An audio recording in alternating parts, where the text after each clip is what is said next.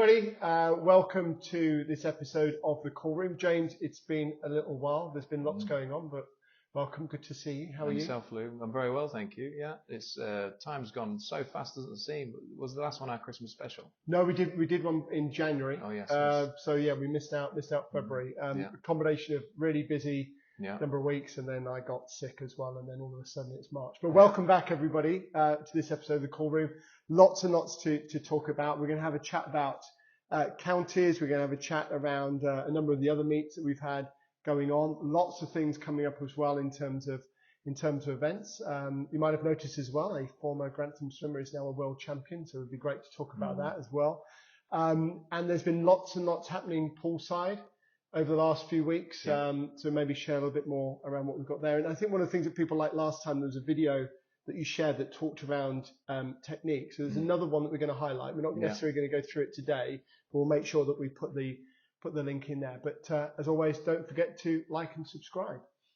Okay, well, let's get going. Counties, end of January, start of February. Your thoughts and reflections on it, and how Grantham did.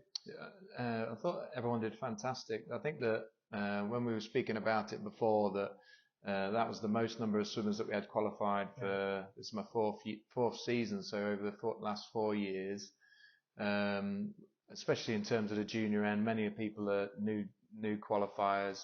We had lots of, when I was doing my report, I think there was 200 finalists over the course of the 3 weekends, which is just pretty mind-blowing in comparison. There was an improvement on last year, medals across the board, and just excellent in terms of all the swimmers doing really well. As a club, we were in the race in terms of top club, and we fantastic, and we were there in terms of leading that. And then, to be fair to Pentacra on that last session, just recognised as top club. So the fact that we're still seeing progression, we're still competing like that, really pleased, and just looking forward to doing the rest of this season and progressing. Yeah, no, it was a fantastic event, and we know there's just an awful lot that goes into putting those events on, and just an opportunity to say thank you to everybody at Grantham for the weekends that we did there, and all the help and support. It was it was really proud to kind of see everybody come together and deliver such a great championships. Yeah. And the other reflection for me, I was kind of doing the live stream with JJ and Evie over the course of those weekends. And when we went over to Louth, we were up at the top of the stands, and all of the Grantham parents were directly in front of us. And I'm not going to lie, I did kind of have the microphone over the top of their head so we could pick it up on the live stream. But the level of support that the Grantham parents gave to all of our Grantham swimmers, it was just noticeable. You know how concentrated and focused that support was. Did that kind of come through poolside as well? I think that super important, isn't it? That there are some events where there's top supported clubs. So I think that we would have won that. Yeah, I think so.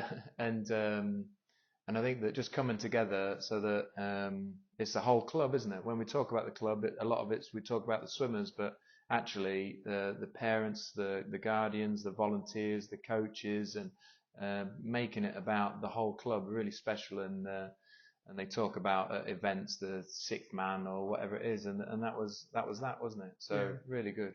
Yeah, no, it was really noticeable. So thank you to all the volunteers that helped and supported, all the parents for the support at Grantham and over at Louth, and just a massive congratulations again to all of our swimmers. We just missed out this time, but as you say, massive progression year over year. But things don't stop. We move on to the next events, and actually over the last few weeks we've had plenty going on. But most recently we took a lot of the younger swimmers over to Sheffield, but it was for a workshop event, and that was kind of first exposure to long course racing as well, I guess, for many of them. So I think that a big part of the swimmers' development and journey is racing long course. A lot of the target events that we're coming into that we'll touch on are in the long course pool when we look at regionals and nationals. So it's important that we've spoke about this before, that they understand that there's two sets of best times. They understand how it feels racing long course. So that event was a one day meet at Sheffield where the swimmers could do 50s, 100s. I think there was 200 front crawl, 200 IM. And yeah, loads of our juniors from swimmers in our Marlins, Sharks, County Development went across, along with some seniors that went over there as well. And just, I guess, learning from swimming, getting experience, putting new best times, getting medals. I know lots of them come away with medals. And we also had some of them break some of the junior club records. So like some of our 9-year-olds and 10-year-olds. And our junior club records, high bar indeed. We've had some talented swimmers come through. So really, really pleased with that.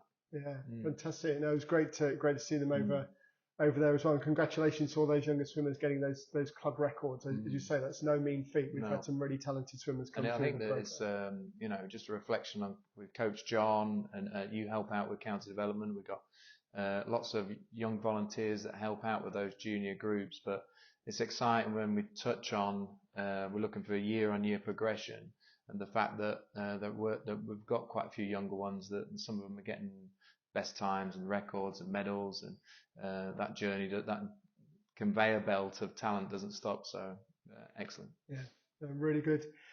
And we've got a busy period of time coming up. So we've got events this weekend as we're recording. So back over to Sheffield for events this weekend, and we've got some swimmers swimming at Nottingham. But we're kind of getting into that window where qualification for regionals, for a number of our swimmers, qualification for nationals and British. And then for our younger swimmers as well, we've got things like the Grand Prix happening. We've got distance time trials. There's an awful lot coming up. But yeah, just your thoughts on some of those events. Yeah, part of the aim is to try to have a competition calendar or competitions that provide opportunity for all. So even to the point where we've got a Masters event in Bingham coming up. So over the next few weeks, really busy, where we're ticking all those boxes with that. This weekend, exactly right, that this is the first window opening of times at level 1 meets that qualify for the summer British Nationals and Swim England Nationals. Also, it'll be the closing date for swimmers that are looking to qualify for the Olympic trials in April, which is based in London. So that's super exciting, where the swimmers will be looking just to post some times to hopefully give themselves a bar to build on for those swimmers that are aiming for the Summer Nationals. And then we've got some more meets in April to build on. And then exactly right that some of the other guys are looking at either this weekend, we're trying to qualify for the regional East Midland Championships, which this year is going to be 2 weekends at Corby and Derby. And then our juniors, we have our own Grand Prix series, which we're really proud of. So it's hard to keep track. Yeah, it's a busy old time. And again, massive thank you to all the volunteers that support around putting these events on. I know the Grand Prix has been running for a number of years, but it's been a great kind of sort of foundation for the development of our swimmers. It's a great fun event as well. Yeah, no, and it's great that there's clubs within the county that support it, clubs outside the county, and it is that with if you look on the records and things that people that have taken part in that event have gone on to become swimming at the nationals or even become senior internationals to some degree. Yeah, well, that nicely leads us on to what I think everybody at Grantham Swimming Club would like to say is a huge congratulations to Freya Colbert, world champion in the last few weeks, and she spent a period of time with us at Grantham. She came from Guildford. She spent some time with us at Grantham. She went over to the Nova program and the now over University of Loughborough. So huge congratulations, but just wonderful to see kind of local swimmers progress all the way through to that level. Yeah, I think that part of the reason of anyone having dreams and aspirations is knowing it can be done. So the fact that she was someone that walked around the Mears Leisure Centre and swam in those lanes, there's no reason that people shouldn't feel that, why not me? And she's been excellent in terms of she did a little video for the guys racing at counties and encouraging them.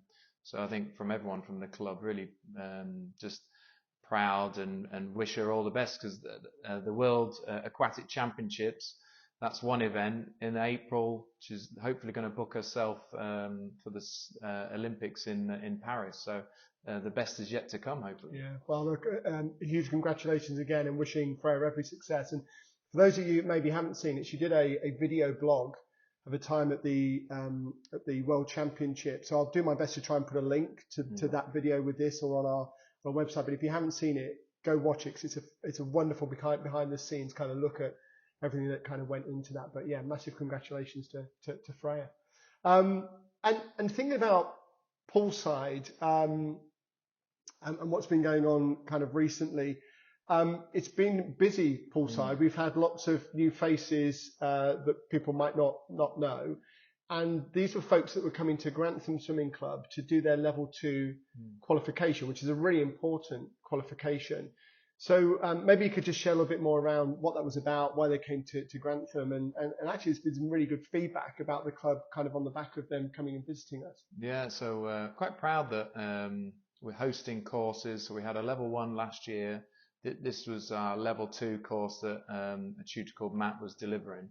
And I think there was 12 candidates from some within Lincolnshire, some people outside of Lincolnshire that came to the club to do their course. And I think they had maybe 3 or 4 sessions, 3 or 4 days coming down, working with our junior swimmers, working with our coaches, all part of their journey to qualify to be coaches.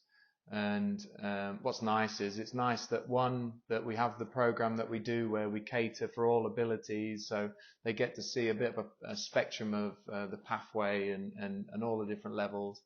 Some of the things that we do that maybe that's just what we do and it's just kind of normal, but some of the things that we do maybe in other clubs they don't do. So yeah, we had some really good comments and feedback. So more, I don't know, that's just nice, isn't it? That some comments have been made and you feel that you're proud of what you're doing. Yeah, I think it's a really good point, because of course, yeah, for 99% of the time, our frame of reference is looking at what we're doing and looking at and how we can be better. But sometimes it's difficult to take a step back and say, well, okay, what are other clubs doing that we can learn from? But also, what are other clubs' perspective of what we're doing? So it is nice to hear from those other clubs that they've taken some of those ideas away. So I think one of the clubs, even something as simple as investing in yoga mats so they can do a better job in terms of warm-up poolside.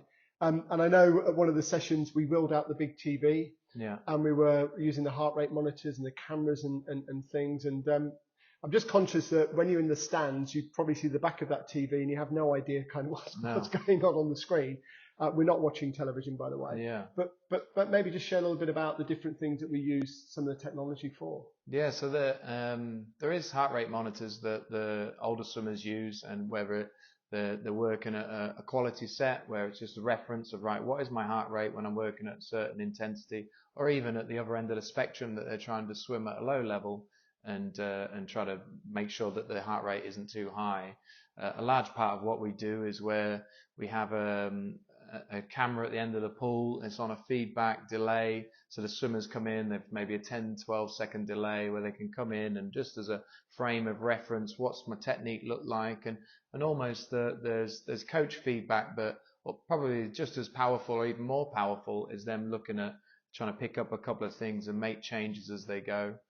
We also have the underwater camera that we're using at the moment, where it's trying to get a different perspective of the swimmer underwater, and they can better see their body position and better see, I guess, the impact of, when they're breathing, what happens to their body, or their stroke or their kick, if it's too wide, if it's breaststroke. So trying to incorporate that more on a weekly basis across the groups.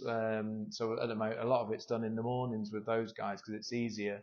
But trying to make sure that we're, including that more across all the squads, really. Yeah, I think it's a really good example of there's things that we can't control. I mean, at the moment we don't have a 50-meter swimming pool that's kind of around the corner, but with those sorts of things, those are things that that are within our control, and hopefully, just add that value as well. Yeah, no, I think it's a great point that it's almost where I've worked before. I've had access to 2 50-meter pools, one upstairs, one downstairs, and sometimes it's easy to take a little bit for granted what you do have.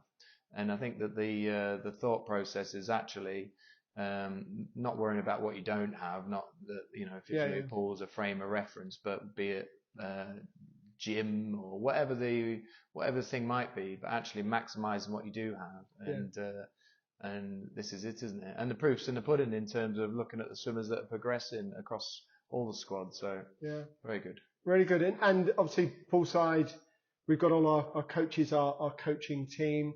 I think, you know, when I look across the poolside, I think we've probably got the most number of coaches that I ever remember at Grantham, which is fantastic. But unfortunately, sometimes our coaches move on, whether they move house or they move location, and that's the case with one of our coaches, Mark, who was leading Senior Plus. So yeah, when I applied for the position 2020 when Mache left, and Mark was one of the ones on the interview panel. You know, so that's where the first time I met Mark, and he was a parent at that time on the committee. And he wasn't on poolside at that time. As we got into it, he is a coach in his own right in terms of cycling, and to a level where, you know, international cyclist. So an excellent, knowledgeable person, got involved on our poolside and a real asset. So the fact that, you know, sadly his family's moving away from our perspective is disappointing, but as we all do, we aim to try to make an impact for the period of time that we're here, and he definitely did make an impact, and he will be missed, and really thank him for his time. Yeah, well, thank you, Mark, and wishing you every success as you move away. But so let's just talk about maybe one of these videos that could be helpful. So the one that we did last time was asking the swimmers, rather than go looking at Adam Peaty, and Adam Peaty is wonderful, right? But in terms of developing your technique, better to look at a 200 breaststroke technique and try and build from there. There was a video that you've been talking to us about as coaches around kind of reducing your drag. We're going to put a link to that video. We're not going to show it necessarily now. We're going to put a link to that video on the YouTube channel and link to this video. But just some thoughts and reflections around what you'd like people to pick up from when they have a look at that. And I think a big part is the limiting factor to swimming is technique. So it's really thinking about, right, one, how can I make my stroke as effective as possible? And how we do that is obviously we're trying to minimize wasted movement. So on this video, it's looking at body position, and body position is like the foundation of building a house. Yeah. So if we don't quite have the correct body position, then be it your head's too high, be your head's too low, then it impacts on the rest of your body, so that when you do take a breath or whatever it might be, that we have an excessive movement that we don't want. And when we're talking to swimmers, a lot of it is we're trying to reduce wasted movement. So this video, they talk about that. They talk about body position, working on long spine, making sure that we're in alignment and trying to get that point across. And I think that that's something where when you're watching it, you can write, all right, I start to understand about trying to not just look where I'm going if I'm swimming front crawl, or not have my chin too close to my chest if I'm doing backstroke, because there's a chap called Newton who I think went to school in Grantham, where he has 3 rules. So one of his third rule is for every action there's an opposite equal reaction. So if I stick my head up, then that means my hips are low. Yeah. So it's making sure that we're aware of that, and then looking at, right, when I do breathe on front crawl, trying to keep that shape. So this video is a chap called Andrew, and he just goes into some real nice detail looking at it, which I think that we shared it as a coaching team, just to help with education and understanding. But I think even for families and swimmers, that there might be some things that are understandable. Hopefully that things that they know, but sometimes a different perspective in a different way can get across. It's a great shout. So I'm conscious as a swimmer where I'm taking kind of my lanes. One of the things that I see quite a lot with backstroke with our younger swimmers is the chin drops. And when the chin drops, the hips drop, and you end up swimming a bit like a banana. And the reason that's a problem is it creates so much drag because you're just kind of pushing your lower body and your back through the water. So, you know, for our parents in the stands, if they see me doing this to the swimmer saying tip your chin up, I'm trying to help them bring the hips up. So it's exactly what you're talking about. Yeah. So what we'll do, we'll make sure we put a link to that on the YouTube channel. I'll try and link it into this video as well. I'll figure out how to do it. But parents and carers out there, I think it's a great one to get the swimmers to try and watch. And I think that on the YouTube channel, we're trying to put some more examples, aren't we? And I think that the better, it goes back to the just conversation that we just had, the better we get at trying to control the things we can control, and that the journey of a swimmer up to the age of 11 and 12, and people can improve with technique as they get older. But that the window up until about 11 and 12, that's where it's really easy for them to make those technical changes. When they go to the next stage, it starts to become a bit more physical, where we're starting to develop the body. Still trying to work on technique, but the emphasis changed slightly. So the better that we can get at making sure our technique is effective and efficient at that stage, then hopefully, we'll continue to have national medalists and finalists and do the things that we do. Yeah, well, fantastic. Well, that brings us to the end of today's episode of the podcast. It did feel a while since we did the last one, so it was great to kind of get back together. Wishing all of our swimmers every success at all of the swim meets that we've got coming up, whether it's qualifying for regionals, whether it's trying to get to nationals or British, or indeed competing at our Grand Prix. What I also wanted to do, I know some of our older swimmers that have moved on from the club do actually watch this. So I just want to say a big shout out to George, to Dobney, to Abby, and to Chloe, because I know they watch this back. So thank you for doing that. Thanks for tuning in. Don't forget to like and subscribe, and we'll see you on the next episode of The Call Room.